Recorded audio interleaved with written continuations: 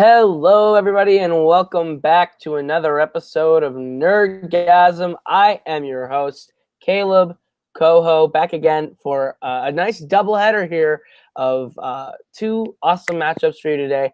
I am joined on the judge's desk by my future team champion co-partner, Jim the Wolf Green. How you doing? Tired, sleepy, all the above, everything. I feel everything right now. I'm ready to see. I've never been on the judges' side of this, so ready to knock this out, so then I can properly critique people in later matches and make them feel bad that they're stupid. That's fair enough. This week we're trying out a new format of two judges. Maybe it'll work, maybe it doesn't. That's for you guys to decide and let us know. But we have an awesome matchup here today for our first video, which is a battle of two people who have faced off in different forms of competition before, and that is Brian Fernandez and Jessica Morgan. It's going to be a really fun debate. And I've faced Jess in debate before. She is quite the arguer, and I'm still very pissed about the outcome of that last question. We will meet again in Dance Off. It will happen. But let's go ahead and get some quick opening thoughts. Jess, how do you feel about getting into Inner Geekdom debate here today? Oh, I don't know. I'll be honest, last night I got like 2 hours of sleep. My fucks gave out several hours ago. That can be the best asset you have when it comes to debating, though. So we'll see how it plays out. Brian, how do you feel about getting into Inner Geekdom debate here today? I'm tired as well. Woke up about an hour ago, so yeah.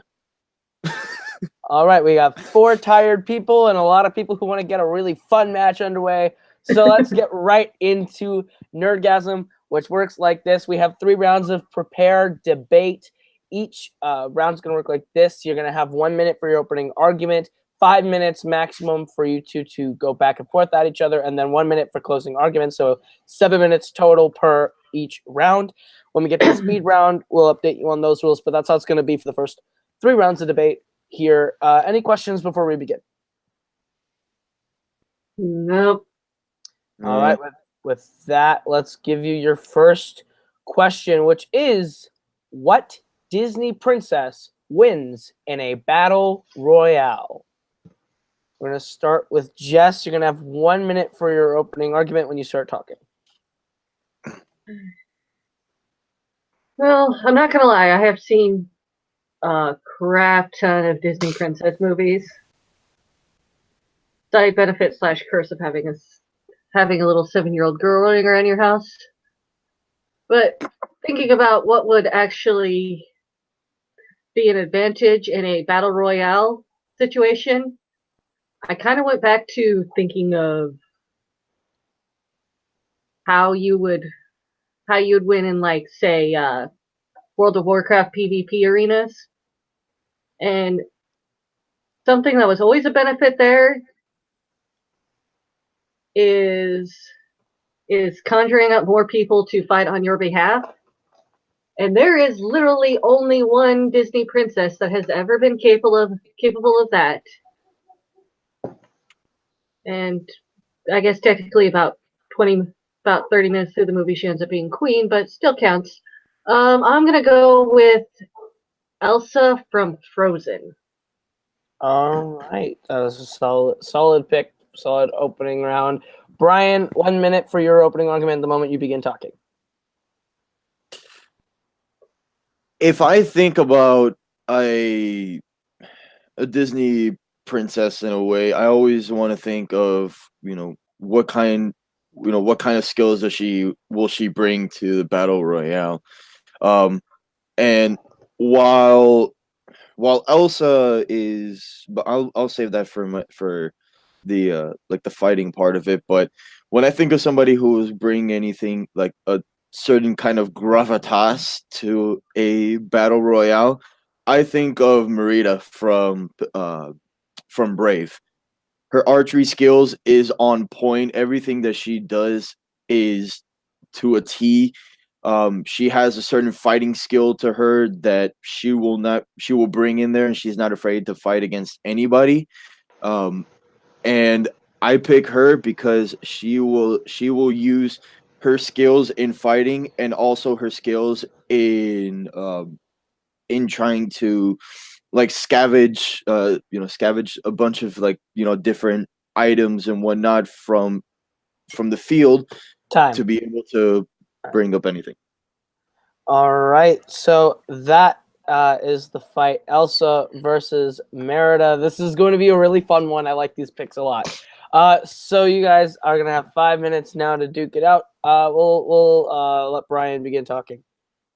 Okay, so the reason why I wanted to save my points here for the fighting seal is because, would you wanna have somebody who's gonna cower to like an ice castle and just sit around wait for people to die? No, and the only powers that she has is to freeze people. That's it. You want to have someone who's going to be able to fight, and Marita has those skills to fight. I don't want to have. You cannot have anybody who's just gonna go, freeze everybody to death. It's not gonna work, and you're pretty much just like you're just wasting your powers right then and there if you're gonna be freezing people. So, you want to have somebody who's gonna have that knowledge of what the outside area is going to be, and once they start scavenging for materials, then they're going to use those materials to find a perfect way to form a brand new weapon, or probably try to find a way to survive. Maybe there's deers out there you could probably eat, and you can make yourself like a wooden knife or something that you could use as a utensil to eat. So you have multiple ways of surviving there. Okay, but the question would be, how would Merida end up taking out Elsa to become the queen of the Battle Royale? I can tell you exactly how Elsa is going to do it. For one thing, Elsa does not just have the power to just freeze things. You have the conjuring of the giant snow monsters, which is so wonderfully dubbed marshmallows. Which, if you watch all the way through to the post-credits scene of Frozen, they are actually kind of indestructible, because during the fight with Duke Weaselton's cronies and Hans tries to chop the thing's leg off, and it falls down into the icy chasm to its death. But no, he just kind of crawls back up at the end of the movie and gets his shiny little tiara. Yeah, go ahead and kill that. Furthermore, when Elsa gets to her true full Super Saiyan mode, let's just say, like in that argument that she does have with Anna in the ice castle, you're talking about a total AoE attack, which is going to end up causing Merida's own heart to slowly freeze to death. And I'm not gonna lie, how is the ability to hunt deer going to protect her from freezing from the inside out, slowly and very, very painfully? That you do bring up a good point in that, but still, does she know how to fight? That's the real question. Does she know how to fight instead of just freezing people and conjuring up monsters? No, Merida knows how to fight. She knows how to use her archery skills, which is a plus right then and there. And she has she learned experience from her mother and from a bunch of other people. So, she can find a horse, ride on the horse, and try to go ahead and attack Elsa. Once she sticks an arrow or a few arrows inside of Elsa, that's it, game over. She won't have to conjure up any monsters. So she can form up any kind of ice fences or whatever to try to block off Merida. Either way, Merida's gonna go ahead and just shoot an arrow right through her freaking head, and it's done. Kaput. Okay, now see, people have already actually tried to take her down via arrow, and if you watch Frozen, it has been proven that her ice walls do reflect pretty well every single arrow that has come across. The only one that she doesn't directly reflect is the crossbow bolt that one of the cronies hits, and well, we'll give that one to Hans. So that's Hans and the assholes like 2, Elsa like 47. And also, speaking of the upset ice walls, how is Merida and her little pony going to be able to defend themselves against a giant ice wall that is moving towards them, trying to shove them deep into a crevasse? Did you ever see you remember when she fought off against Mordu and Mordu got killed? She fought the hell out of Mordu right there. So do you think Merida's gonna have any kind of problems fighting off a giant monster if Elsa does put in like a giant snowman or indestructible snowman? She's not gonna have any problems with that. So right. That's one thing that she'll scratch off her bucket list right then and there. All right, time. That's good for 5 minutes. Jess, we'll give you 1 minute for closing arguments when you start talking. All right. People have tried to kill Elsa in the ways in which Merida is most versed in. Every single one of them failed miserably. They have proven that the indestructible snow marshmallows cannot be killed and just come back even meaner until they find a cute little trinket, at least. And I don't see at all how Merida is going to be able to defend herself against her own heart slowly freezing itself to death. So I'm pretty sure that the best offense is a good defense, and Elsa has the D on lock. So I'm going to give this one over to Elsa. All right, and Brian, 1 minute for your closing argument when you start talking. Elsa, yes, can freeze your heart to death, but still, I mean, Merida will just dodge her way through that blast right there to freeze her heart. Okay, she has a lot of great fighting skills that she will utilize in the battlefield. Even if Elsa wanted to conjure up a giant snow marshmallow, she will fight off against it like if it's no tomorrow, and she will have no problems with it. Her fighting skills is, again, on point. Everything about her is good to a T. So would you want to have somebody who's going to hide behind a castle, hide behind fences, and just create different things with freaking snow all the time? No, you want to be able to have someone who's going to fight their way to win in the battle royale, and that's why I picked Merida. All right, time. All right, I'm going to start with Jim on this one. What were your thoughts on this one? Good arguments from both of them. I like Brian's ideas of the survival skills for Merida and that she fought a bear. That's kind of Australian, not Irish, but whatever. But Jessica coming in with the AoE abilities and summons, and she's got all these really it's magic versus not magic, and it's really difficult to not give it to magic, especially with Jessica focusing on that. And it's like, really, what are you gonna do when she's just like freezing all your arrows as soon as you shoot them, that type of stuff. So I'm gonna go with Jessica and Elsa on this one. I am going to agree with you on that one. I think that Jess had a lot of really solid points, bringing up how she can create indestructible monsters. I feel like that was a very big hit to Brian that Brian couldn't really defend. Yeah, I feel like the freezing of the heart is kind of the kill shot power that Elsa has that Brian never really defended, and actually kind of conceded on that point, which I think was a bit of an argument thrower. So I'm going to go with Jess there. So Jess gets the point. Alrighty, the second question in the second round here for you guys is, what is the worst DC movie. This is going to be a tough one between you guys. There's a lot of choices you can pick. We're going to start with Brian on this one. You're going to have 1 minute for your opening arguments when you begin talking.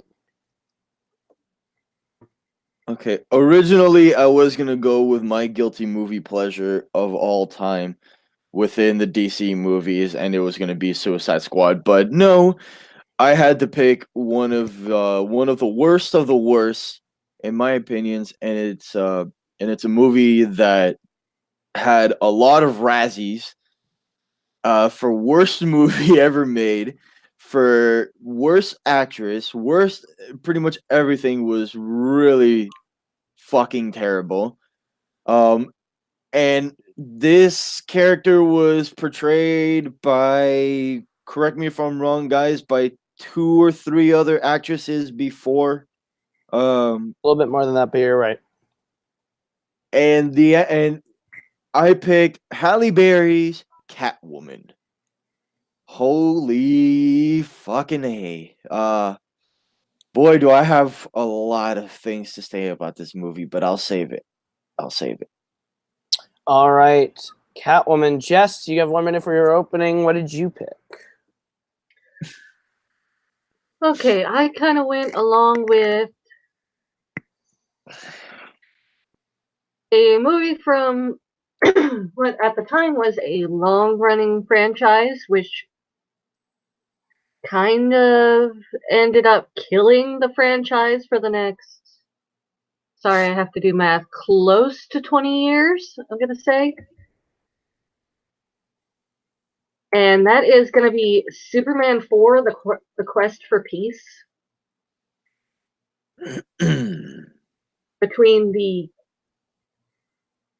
hokiest acting and the cheesiest special effects that the 80s had to offer, which is saying a lot right there. This is probably one of those movies that you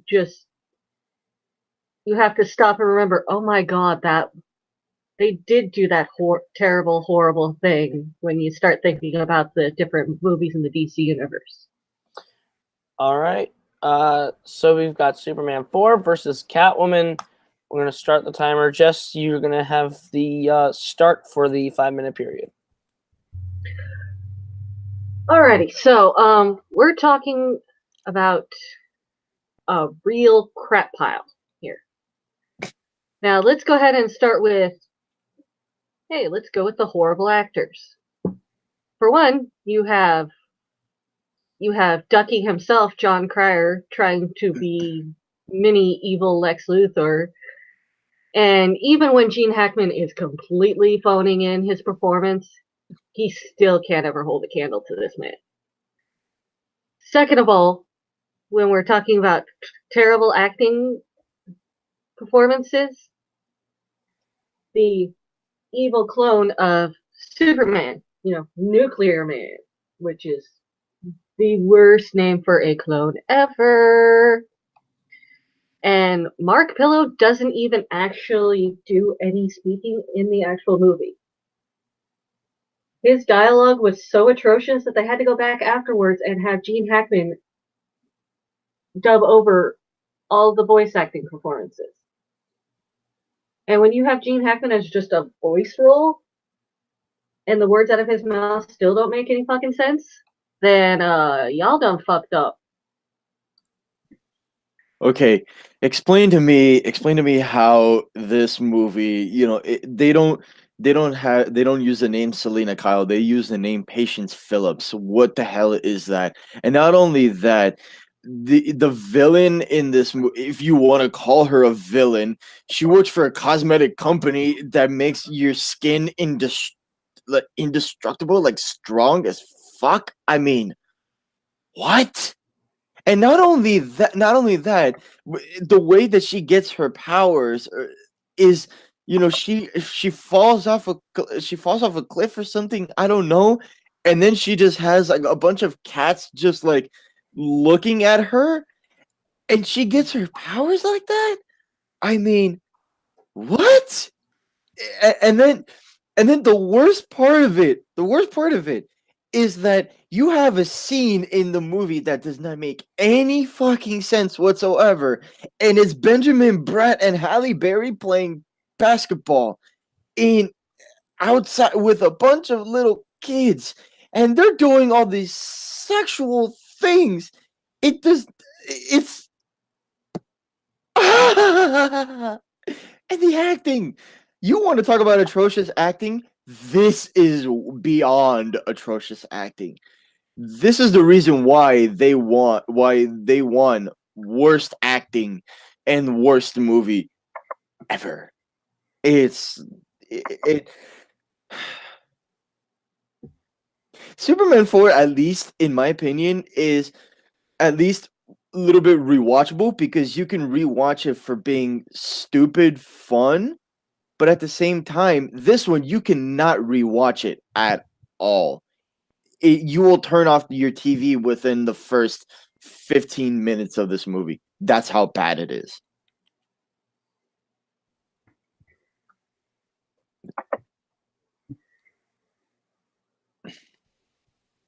I mean,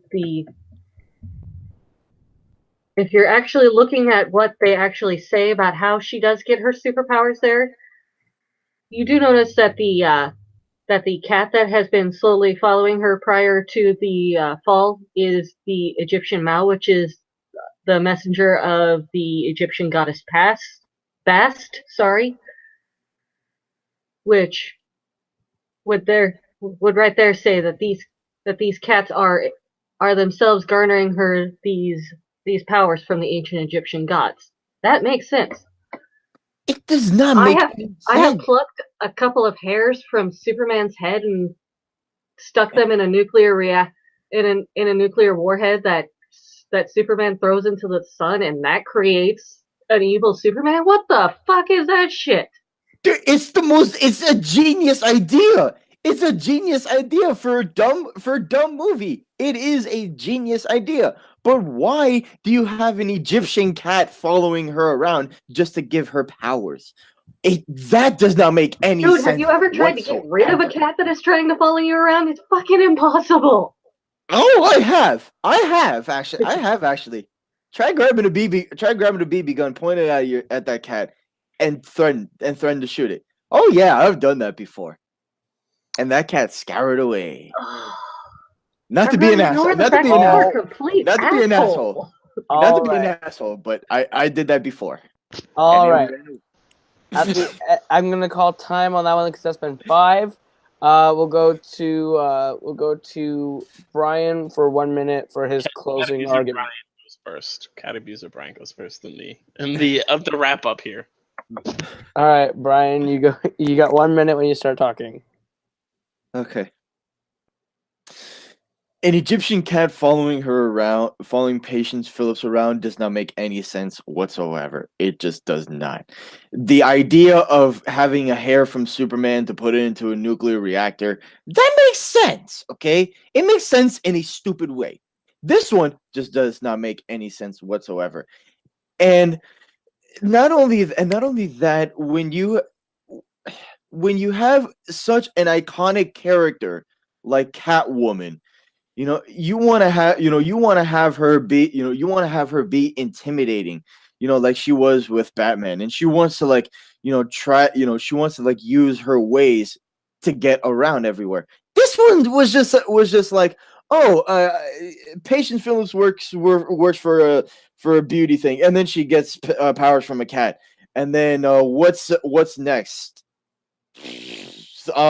The writers of the movie gave up, and everything about this movie was just really atrocious. At least you can rewatch Superman 4: The Quest for Peace and enjoy it in a dumb way, with a bunch of friends. This one you cannot enjoy it at all. That's time. Jess, you've got 1 minute for your closing when you start talking. Okay. The cats keep tending to follow Patience around because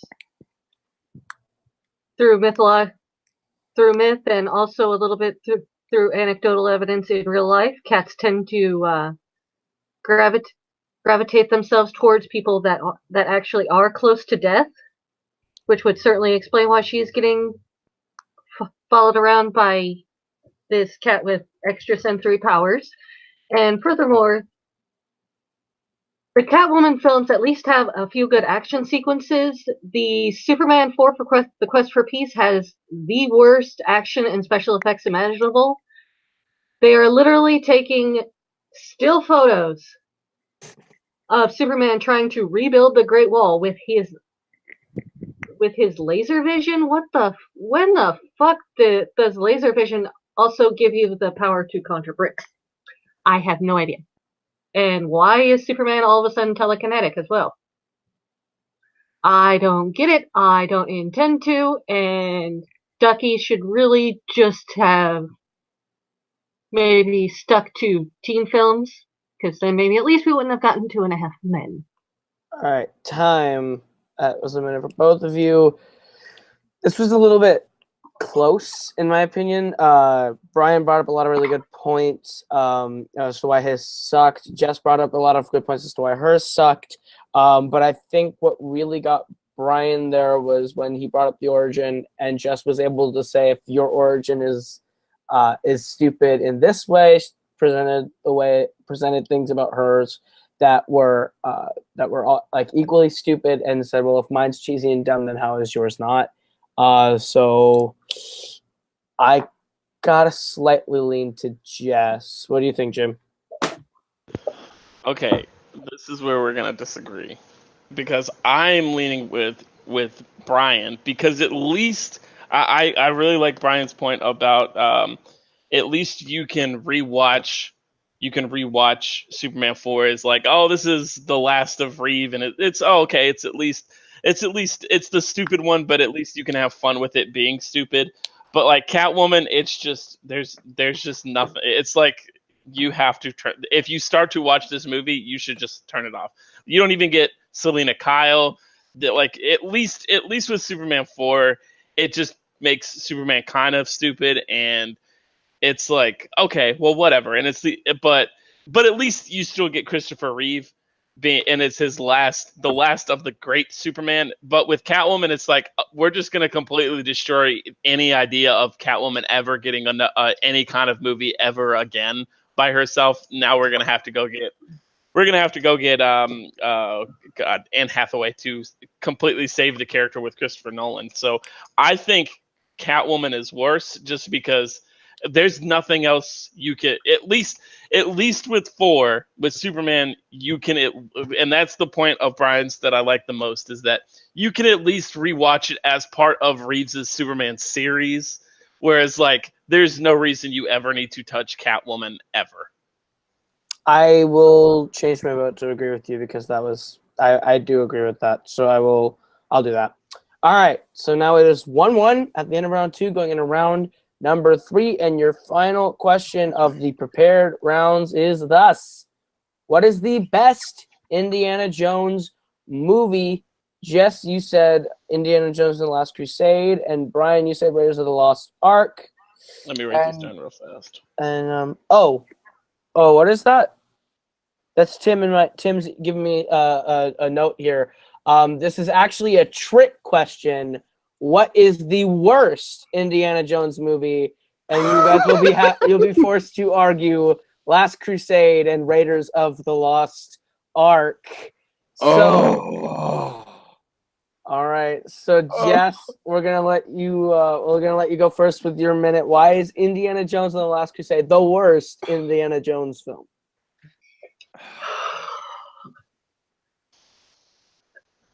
Okay, first of all, I hate you. Okay, but now that we got that out of the way, okay. The best parts of Indiana Jones and the Last Crusade actually happen in the first about 15 or 20 minutes in the movie, where you don't even actually get the true Indiana Jones. You get River Phoenix cosplaying as a turn-of-the-century Boy Scout. Now with Raiders of the Lost Ark, you get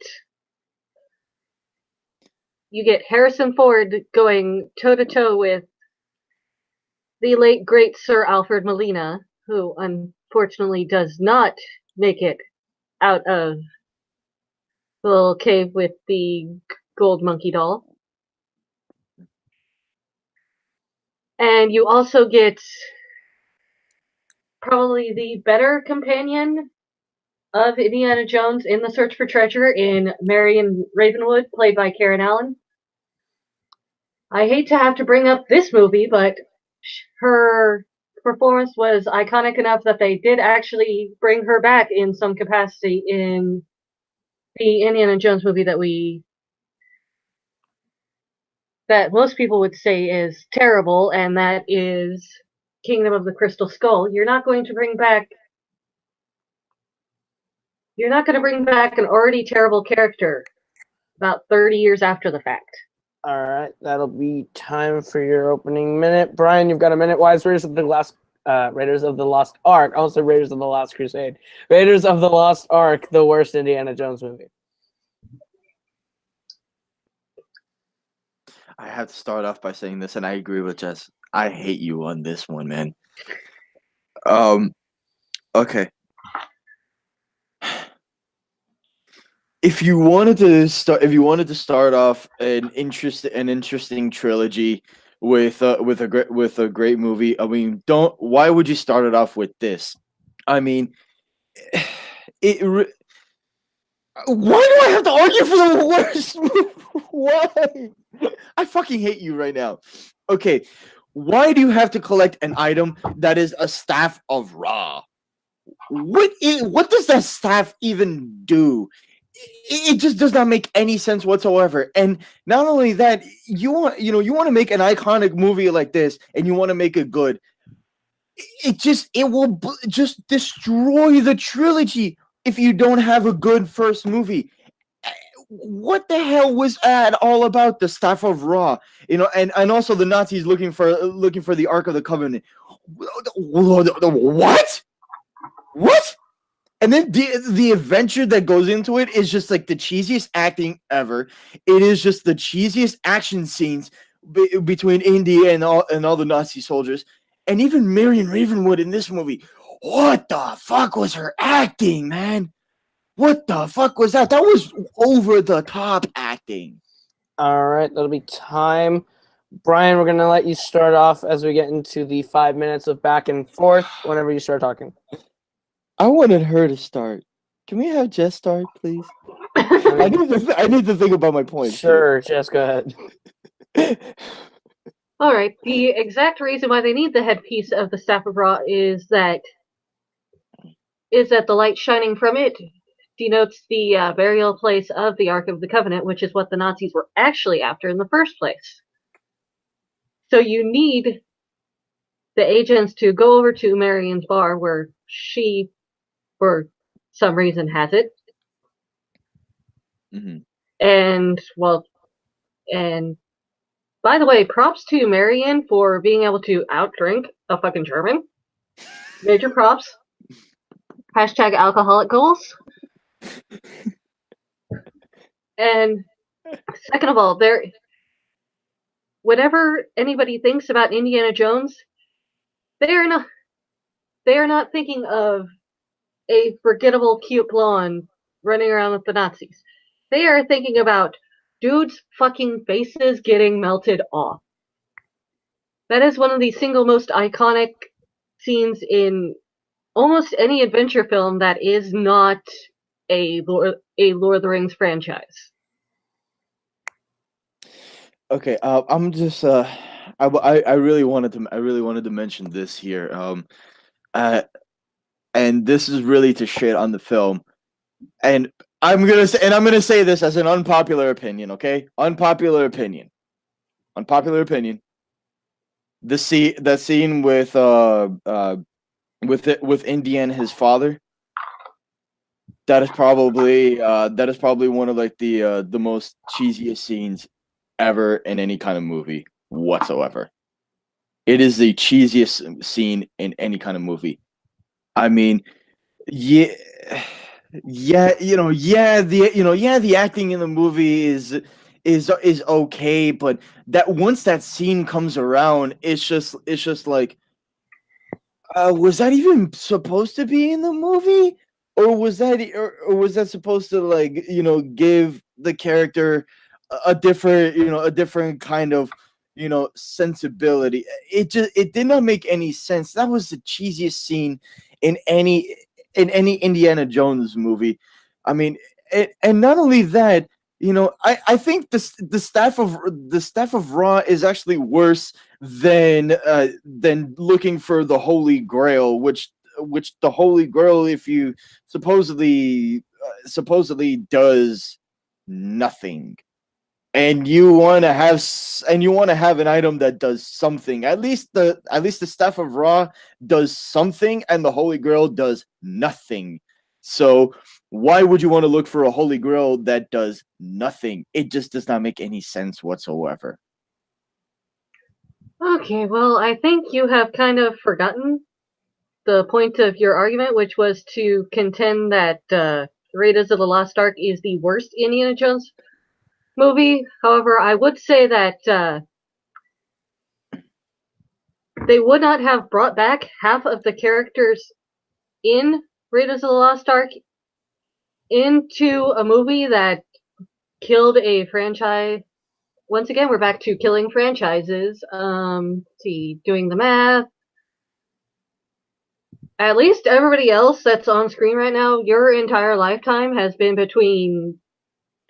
most of your lifetime has been after Indy kind of flies off a cliff with trying to get the Holy Grail and achieve immortality. But as far as Raiders not being the worst film, he is literally trying to protect probably the most iconic piece of ancient treasure across several different religions. There is at least 4 billion people on this current planet who would be all about trying to protect the Ark of the Covenant so that the Nazis wouldn't be able to use whatever powers are within said Ark against the population, because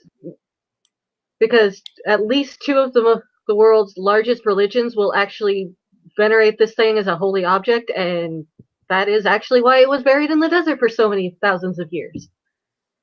We do not need that thing coming back to haunt and use those powers for the source of evil.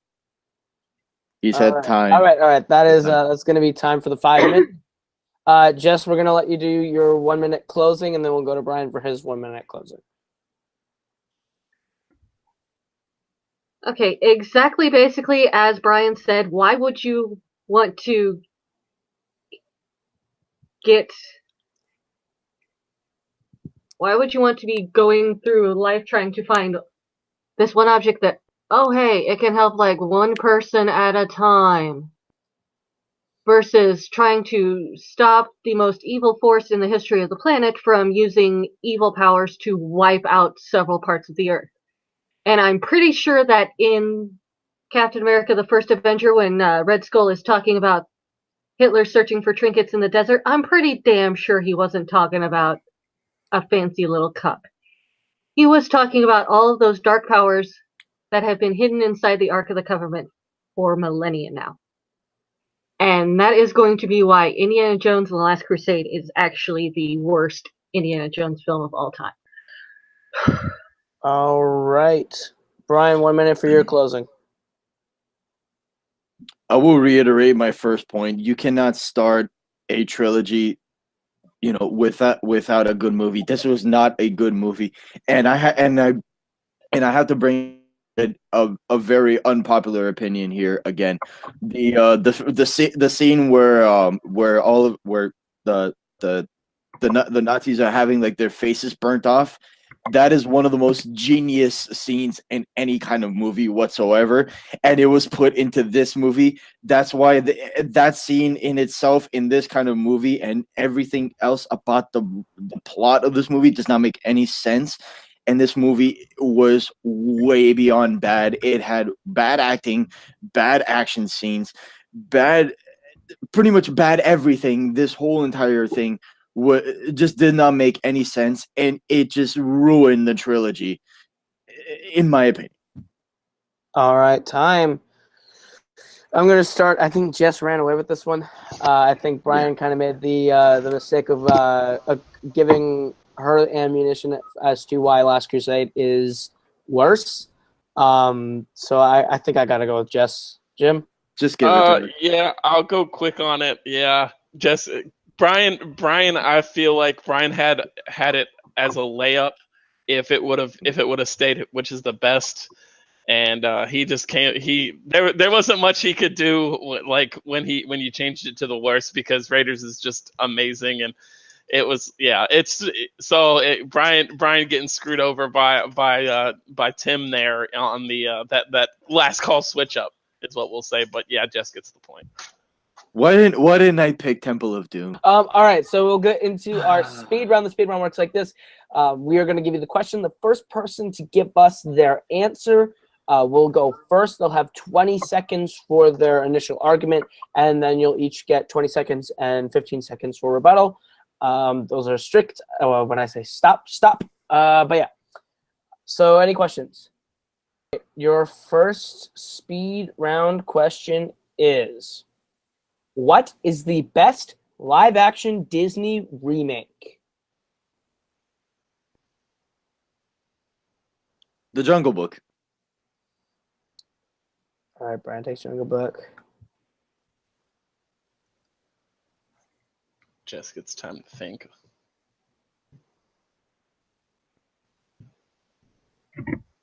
You know what? Cinderella. Ooh. Fucking A. Jungle Book versus Cinderella. Brian, you have 20 seconds when you start talking. Go ahead. Jon Favreau directed the hell out of this movie. Yes, this entire movie was all CGI, and the CGI works beautifully. The cinematography as well was just incredible. The actors, the cast for this was so stacked, and everybody portrayed every single character incredibly. This movie was way beyond incredible. All right, Jess, 20 seconds for Cinderella when you start talking.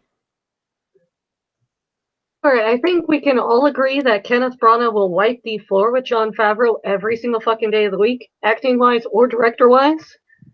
Furthermore, you want to talk about high-test talent? You've got the evil Lady Tremaine as Kate Blanchett, and Helena Bonham Carter for once not having to act next to Johnny Depp as the fairy godmother herself. All right. Brian, 15 seconds when you start talking. Yes, Kenneth Branagh will be Jon Favreau directly, but still, if we're looking at best live action movie, this one is the best live action movie, and it's criminally underrated in my opinion, and it should have been nominated for any kind of awards. All right, just 15 seconds for when you when you start talking.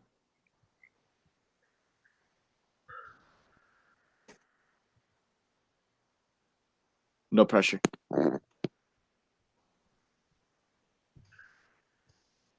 Okay, half of the talent that is actually in the Jungle Book movie is actually kind of meh. I mean, controversial opinion, Scarlett Johansson is kind of a hot dumpster fire when she's not sitting there in black spandex kicking the crap out of everybody.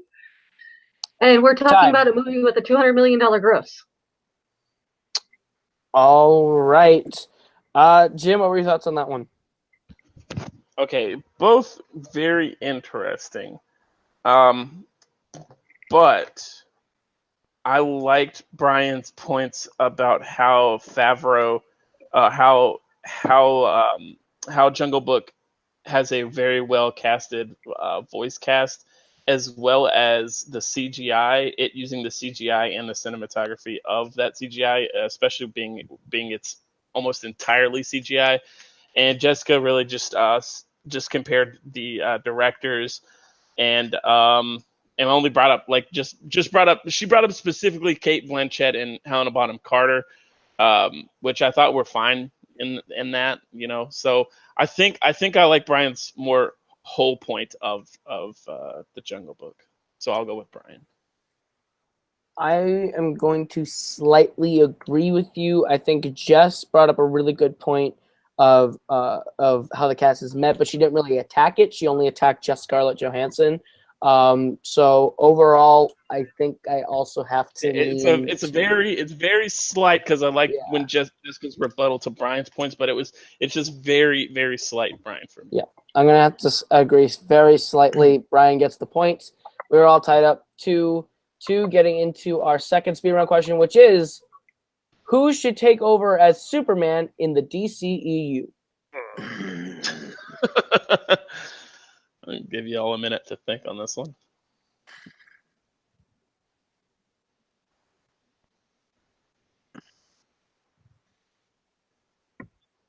Michael B. Jordan. All right, Brian is taking Michael B. Jordan.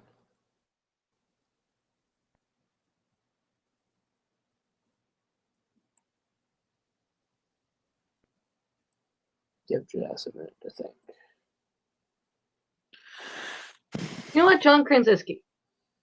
Ooh, I probably completely mispronounced that, but no, you got it, John. I can't even spell it. Close, Krasinski. John Krasinski. All right, Brian, you did talk first. You're gonna have 20 seconds for Michael B. Jordan when you start talking. I thought it was 30 seconds. It's 20. Oh, it's 20? Mhm.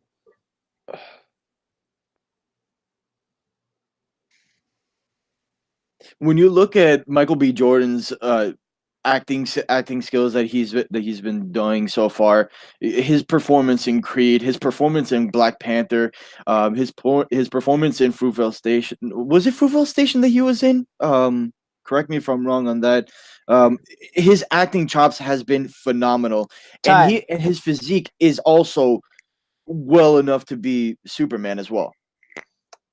All right, just 20 seconds when you start talking.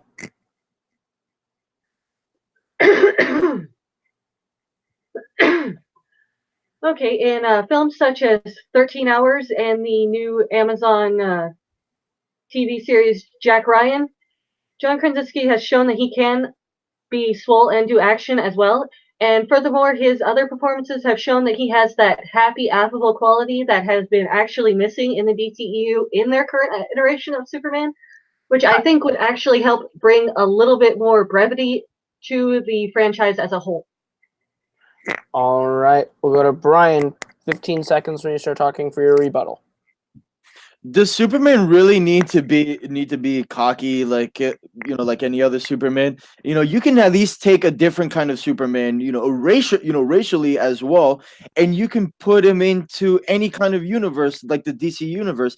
But at the same time, fuck, I wanted to finish my point, but dang it. All right, just 15 seconds when you start talking. In some of our favorite iterations of Superman, he has that happy, affable quality, which is 110% Jim Alpert. I'm talking about the Christopher Reeve Superman, the animated series Superman, and even a little bit the Superman in Superman Returns. There is a happy thing that's missing in the DCEU. All right. I'll go first. I think Jess got this one. She mentioned the happy and affable qualities of Superman that have been missing, and that Krasinski really bring that there. Brian never really attacked her points. He kind of went for cocky, but I don't think that really landed. He brought up the acting that Michael B. Jordan has been doing in Black Panther, but I think that Jess countered that by bringing up Krasinski's resume, so I'm going to go with Jess. What do you think, Jim? I do agree with Brian that that Michael B. Jordan is probably the better actor of the two, and he would. But yeah, I do agree with Brian that Michael B. Jordan is the better of the two actors. But I think I'm going to go with Jessica on this one, just because I agree. He brought up the point of, do you really need Superman to be happy and stuff? And I think the past like 10 years of frowny Superman with going and trying to go too dark with it has been kind of like just okay. So I think it would be a better change of pace to go from Henry Cavill's kind of like doomy, gloomy Superman to like a more makes sense. like Christopher Reeve-ish, happy, light of the universe type of Superman. Where I think Michael B. Jordan would be better to continue in that kind of like doom and gloomy Superman, but I think Krasinski would have the better change of pace, which I think they do need. It makes sense. It makes sense. Makes sense. All right, we're gonna get into our third speed round question, which is, who is the best MCU director? Russo brothers. All right, Jess has got the Russo brothers.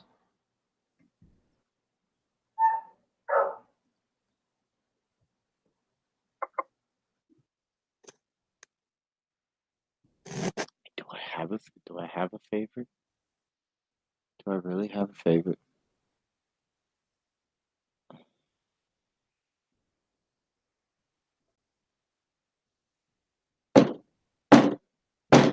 Fuck me. Joss Whedon. All right, Brian is taking Joss Whedon. Jess, you spoke first, so you're going to get 20 seconds on the Russo brothers when you start talking.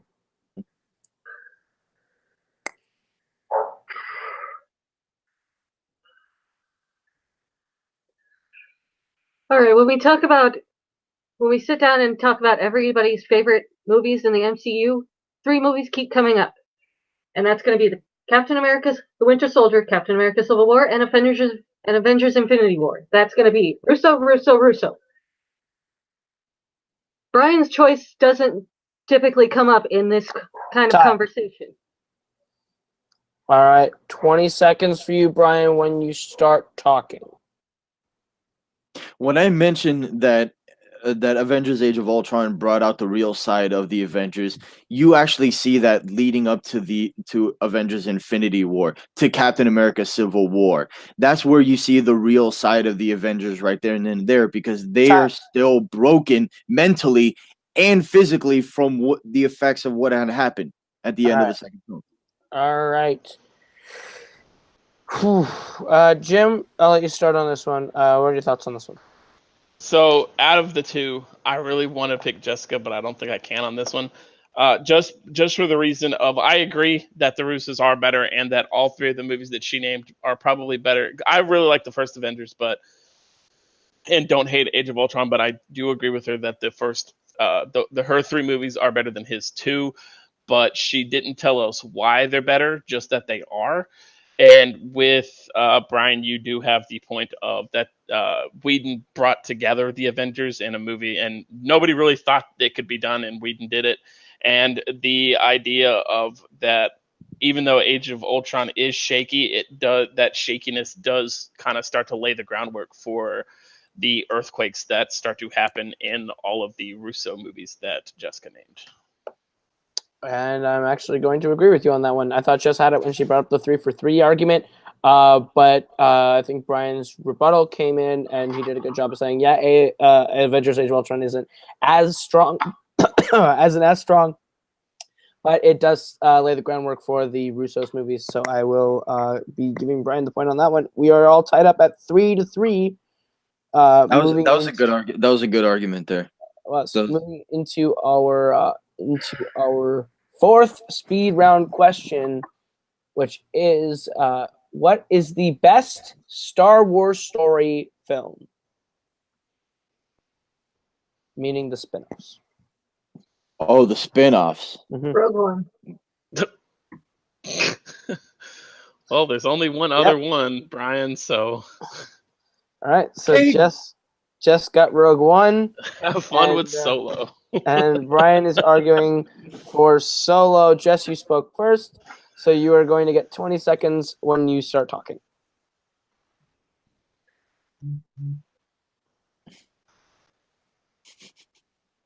I hate you right now, Jess.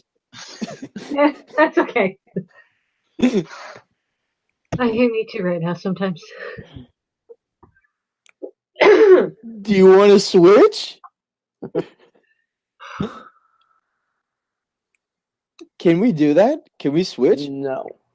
Damn it. All right. Now just give me a second to collect myself.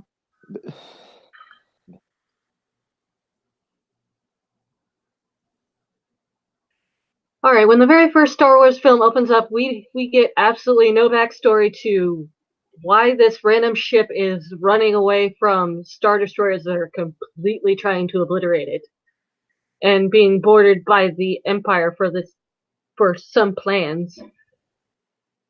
So we kind of need that backstory of why the hell are they trying to chase Princess Leia and get these plans back?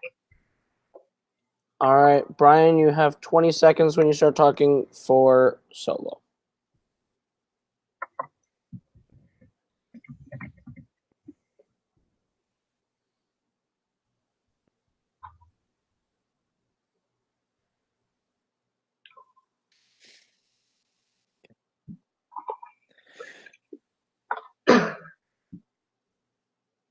Solo, a Star Wars movie, has a great cast that's lined up right then and there.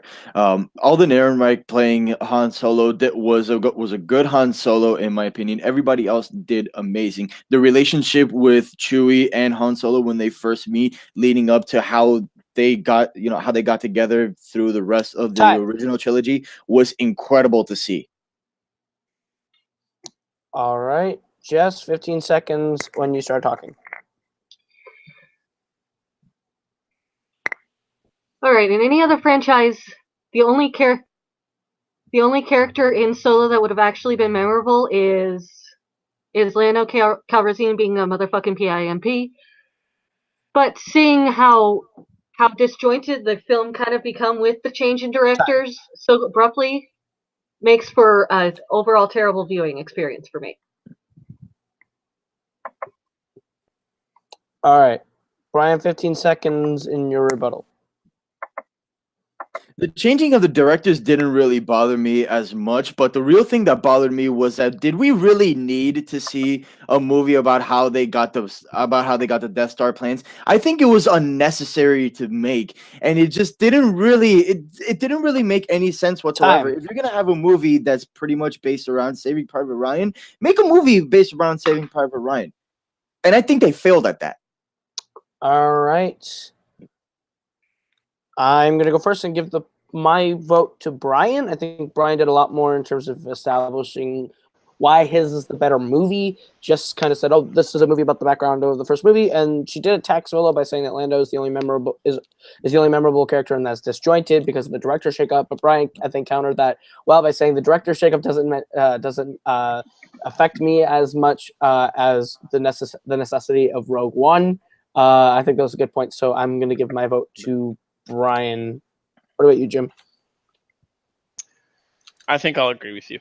I was slightly leaning Jessica, but you convinced me there with your thoughts. So I did really like Jessica's point of, like, Jessica presented like, oh yeah, that was an actual interesting, like, the story actually matters for Rogue One.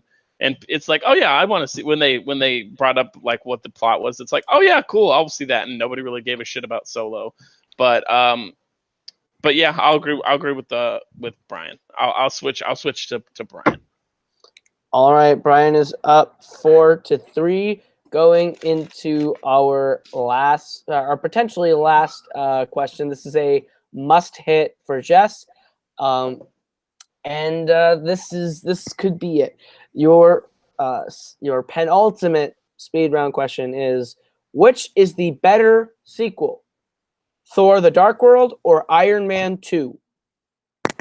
Thor: The Dark World. Okay, give me Iron Man 2. All right. All right, Jess. I have a choice. I have a choice on Iron Man 2. All right, Jess is taking Thor: The Dark World, and Brian is arguing Iron Man 2. Jess, you have 20 seconds when you start talking. All right, if Iron Man 2 never actually existed, I think everything in the Marvel Cinematic Universe would have played out exactly the same. It was a completely unnecessary addition to the franchise. In Thor: The Dark World, you actually get introduced to said Infinity Gauntlet and see what the Infinity Stones that they have slowly revealed are actually leading to. And I think we all agree with the Time. movie that we saw over the summer that the conclusion to that storyline is amazing. All right. Brian, 20 seconds when you begin. Well, we did get to see the inclusion of an Infinity Stone because it wasn't known as an Infinity Stone in Thor: The Dark World. It was just quote unquote what we just saw was the ether. This one actually in Iron Man 2 included one of the most iconic characters that is in the Avengers right now. Time. It's Natasha Romanoff, aka Black Widow. I needed to get. Okay. Just 15 seconds when you start talking for your rebuttal. All right, they actually do refer to the ether as an Infinity Stone when you go to the post-credit scene when Sif and Volstagg are delivering it to the Collector, and they legitimately tell him that there should not be two Infinity Stones in the same place. And the Collector, you can see, is actually going to be collecting these for some dark unseen force. All right. Brian, 15 seconds when you start talking. I'm surprised that you didn't even mention about how bad your villain was. The villain in this one at least had a little bit of a purpose. In Ivan Vanko, he had a purpose to what he was doing, and he wanted to just stop Iron Man. All right, Jim, I'm gonna start with you on this one. Where are you leaning?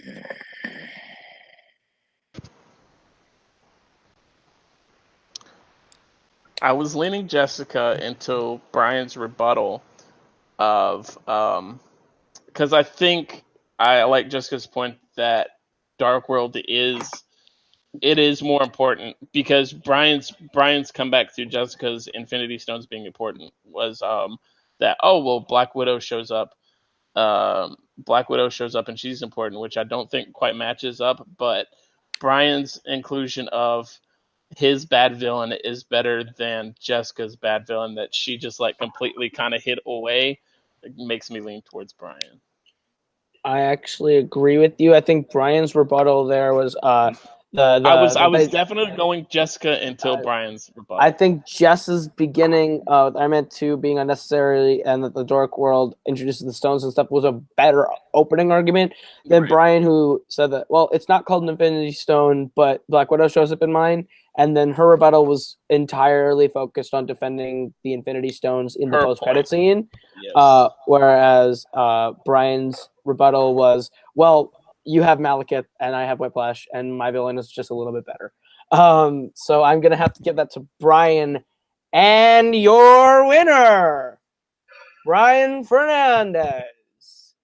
I literally pulled that last one out of my ass. That last rebuttal out of my ass. I did. Holy crap. That was actually a very close one. It almost came down to the last question with a final score of 5-3. It was a tight fight all the way through. So I gotta say that was a very close one, very entertaining. What were your thoughts on that one, Jim? Yeah, same. It was very close. Other than that Indiana Jones one where Brian was just like, he was screwed when you changed it up. So that was like the runaway one. But a lot of good back and forths on all of their topics. And yeah, I just it was a good showing. And that speed round, they were neck and neck on a lot of them, and then it just came down to like the rebuttals that just won it over for Brian there at the end. Yeah, absolutely. So with this one now, Brian with this win will be in the hunt for a title contention. He will be moving on to play the winner of Richard Schwartz and Malcolm Lay to get into a number one contenders match. So with that, Brian finds himself in a very interesting position, and Jess is not necessarily done in this division.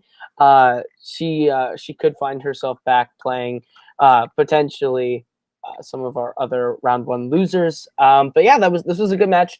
It was pretty intense. So let's start with our winner, Brian. Where can they find you on the internet?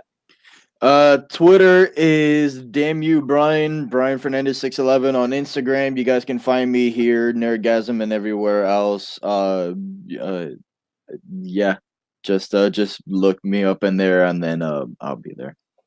All right, Jess, where can they find you? Alrighty, you can find me all over Facebook and Twitter. Yes, I do have an Instagram. Don't bother looking for photos. You're lucky you get me on camera for this shit. And you can also find me all over the various trivia leagues, including every Monday evening, where you can see me sitting in this poorly decorated office hosting Movie Warzone, where we have movie trivia battles, and actually coming soon we should have the man who just kind of kicked my butt a little bit today going up against maybe perhaps another crazy person. Wait and see. All right, and my co-host and judge today, Jim Green. I know you hate plugs.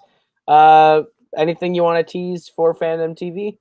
Not really. I hate plugs, so find me wherever Coho was about to say. Cool. All right, you can find me on Twitter and Instagram at Caleb Coho. That's KALEBKOHO. Don't go to my socials looking for Jim. He won't be there. But you can find me on YouTube. I'm always there. You can find me on YouTube, Caleb Coho, where I do music, Coho Productions, where I do film. On both channels, my movie Chick Part 2 is out now for you to watch. My album Shoot for Teams with my group The Forks is out on iTunes and Spotify and wherever you consume digital music. And you can find me right here on Multiplex Entertainment, hosting Fandom Fight every Friday, Nerdgasm every Saturday, Multiplex Fantasy Football every Wednesday, and a new show with Jake Marangoni every Thursday, which we will be announcing very soon, so check that out.